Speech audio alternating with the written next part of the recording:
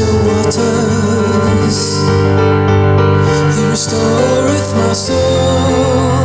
He leadeth me in the path of righteousness for his name's sake.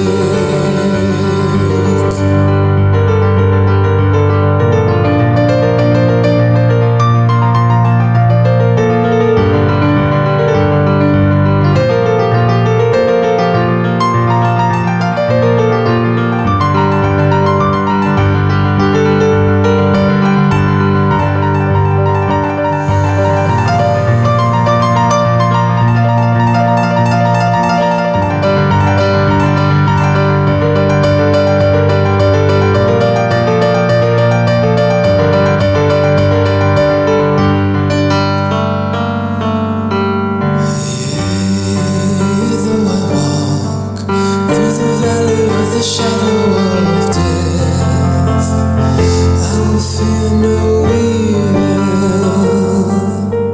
for thou art with me, thy rod and thy staff, they comfort me. I will fear no evil, for thou preparest a table for me in the presence of my enemy. Thou anointest my